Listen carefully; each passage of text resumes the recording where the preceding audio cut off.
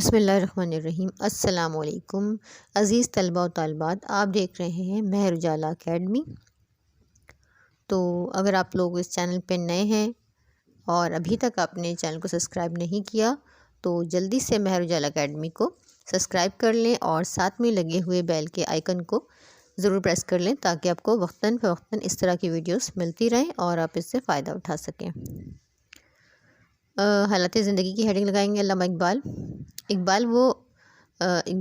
کے بارے میں ہم یہ تبصرہ پڑھیں گے آج۔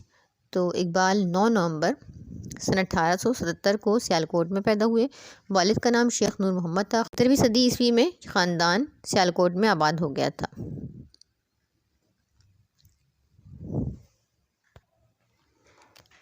یہ لائن چھوڑ دیجیے گا، یہ جو خاندانی طور پہ لکھا ہے نا، یہ لائن چھوڑ کے آگے سے کرتے ہیں۔ 17ویں صدی عیسوی میں یہ خاندان سیالکوٹ میں آباد ہو گیا تھا۔ اقبال نے فارسی، عربی اور دینی تعلیم مولوی میر حسن سے حاصل کی۔ سیالکوٹ سے انٹرمیڈیٹ کا امتحان پاس کرنے کے بعد آپ نے گورنمنٹ کالج لاہور سے BA کیا اور یہی اقبال کی ملاقات پروفیسر آرلینڈ سے ہوئی، جن کی محبت نے ان کو فلسفے کی طرف متوجہ کیا۔ MA کرنے کے بعد آپ گورنمنٹ کالج میں ہی پروفیسر مقرر ہو گئے۔ سن 1905 میں بیرسٹر کی تعلیم حاصل کرنے کے بعد آپ انگلستان چلے گئے۔ وہاں قانون کی تعلیم حاصل کرنے کے ساتھ ساتھ آپ نے ہائیڈل یونیورسٹی میونخ سے ایران کے فلسفے معبد الطبیعیات پر مقالہ لکھ کر ڈاکٹریٹ کی ڈگری حاصل کی۔ دوسری ہیڈنگ ہے اس کی فلسفہ خودی۔ خودی وہ محور ہے جس کے گرد زندگی اپنے وسیع ترین مفہوم میں چکر لگا رہی ہے۔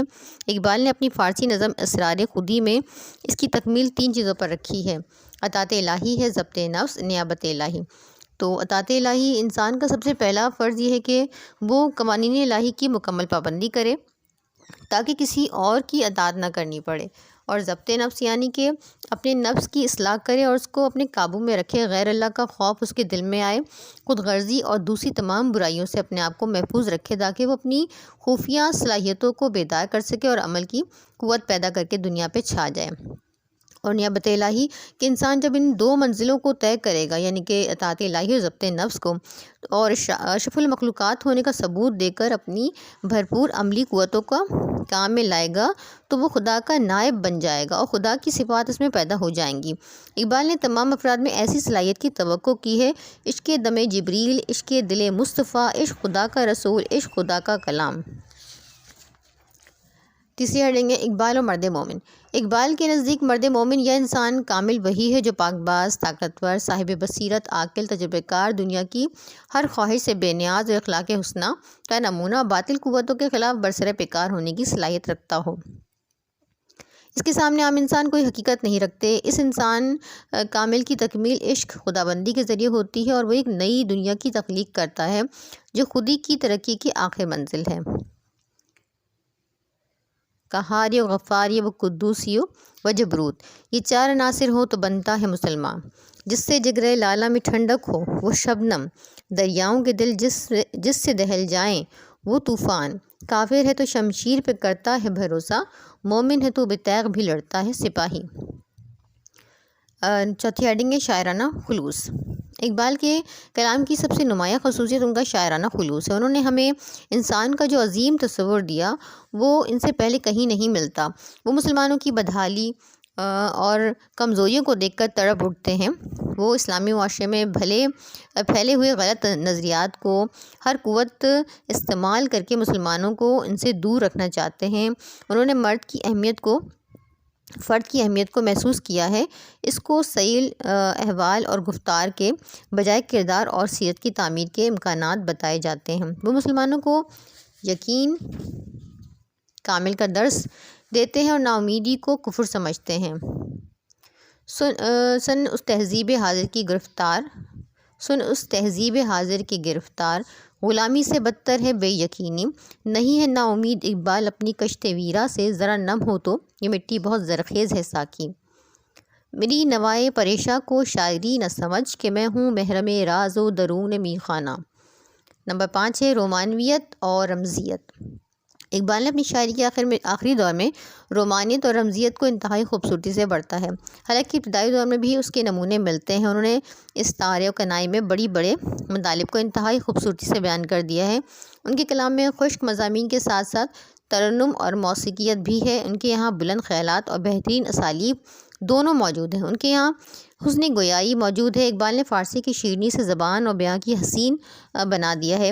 علم ابن الکتاب، عشق اسم الکتاب، بے خطر کود پڑا آتش نمرود میں، عشق عقل ہے محو تماشائے لب بام ابھی۔ اقبال اور اشتراکیت۔ اقبال نے ابتدا میں سن 1917 کے روسی انقلاب کا خیر مقدم کیا اور پہلی انقلاب کا لفظ سیاسی و سماجی تبدیلی کے معنوں میں ان کی شاعری میں ملتا ہے۔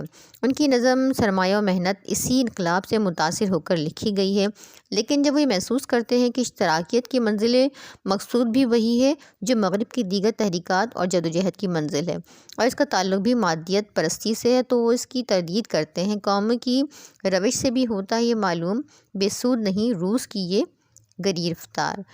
بندہ مزدور کو جا کر میرا پیغام دے، خضر کا پیغام کیا ہے یہ پیام کائنات۔ اقبال اور تصوف۔ اقبال کے نزدیک مسلمانوں کی دینوی زوال اور ذہنی پستی کا سبب اسلام کی نظریات حیات کو چھوڑ کر افلاطونی عجمی ودانیت اور بدھ مت کے افکار اور نظریات کو اختیار کرنے میں ہے، اور نظریات اور افکار نے زندگی کو محض دھوکہ فریب قرار دیا ہے اور انسانوں کو عمل کے بجائے فرار کی تعلیم دی ہے۔ ان افکار نے ایران میں صوفیوں کا ایک ایسا گروہ پیدا کر دیا جو مسلمانوں کو ترک دنیا اور رہبانیت کی تعلیم دیتا تھا۔ برصغیر میں بھی یہ خیالات صوفیانہ شاعری کے ذریعے پھیلے، جس سے مسلمانوں میں عمل کے بجائے بے عملی پھیلی اور انہوں نے گریز و فرار کی راہ اختیار کی۔ اقبال اس تصوف کے سخت مخالف ہیں جس نے مسلمانوں سے ان کی طاقت چھین لی ہے، اور ان نظریات کی انہوں نے نفی خودی کا فلسفہ کہا اور ایک بتشکن کی طرح اس کے خلاف آواز اٹھائی ہے۔ یہ معاملے ہیں نازک جو تیری رضا ہو تو کر، کہ مجھے تو خوش نہ آیا یہ طریق خانقاہی، کچھ اور چیز ہے شاید تیری مسلمانی، تیری نگاہ میں ہے ایک فقر و رہبانی۔ کم بزن اللہ کہہ سکتے تھے جو رخصت ہوئے، خانقاہوں میں مجاور رہ گئی یا گورکن۔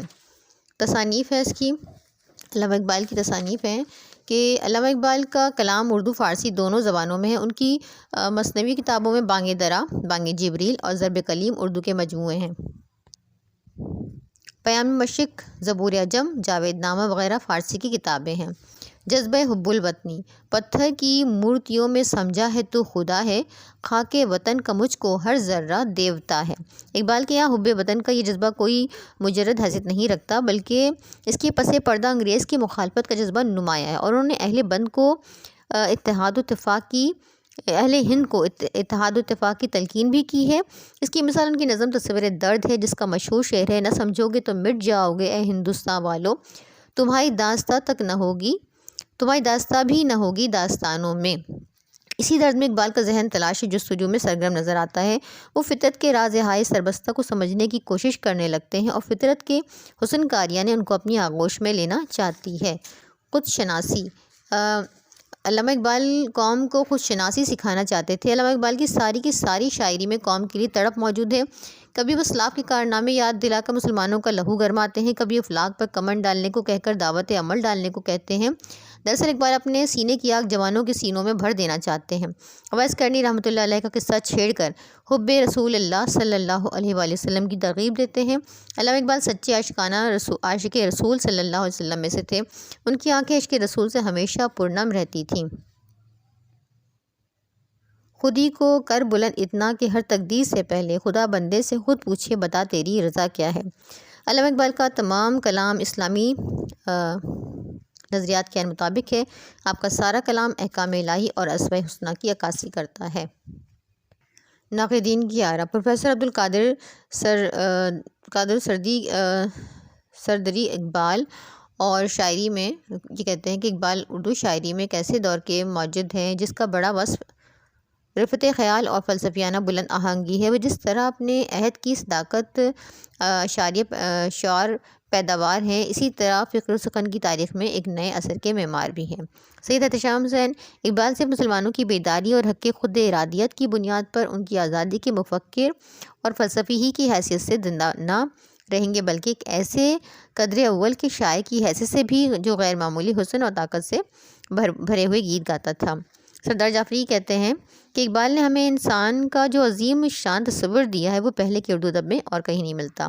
اقبال نے ان تصورات سے اردو شاعری کو نئی سطح پر پہنچا دیا اور آج یہ سب تصورات ترقی پسند شاعری کی رگوں میں خون کی طرح دوڑ رہا ہے۔ ہم اس سرمایہ کی قدر کرتے ہیں اور اس کے لیے قابل اقبال کا بے انتہا احترام ہمارے دل میں ہے۔ اقبال کے بغیر ہم اپنی موجودہ شاعری کا تصور ہی نہیں کر سکتے۔ وہ شعر جو میں نے غالب کے لیے کہا ہے کہ اقبال پر بھی صادق آتا ہے کہ تیرے نغموں کے اثر سے نغمہ سامہ ہم بھی ہیں، تیرے گلشن کی بدولت گل بادامہ ہم بھی ہیں۔ ویڈیو کو لاسٹ تک دیکھنے کا بے حد شکریہ۔ اگر ویڈیو آپ کو اچھی لگے تو کامنٹ سیکشن میں مجھے ضرور بتائیں اور ویڈیو کو لائک کرنا نہ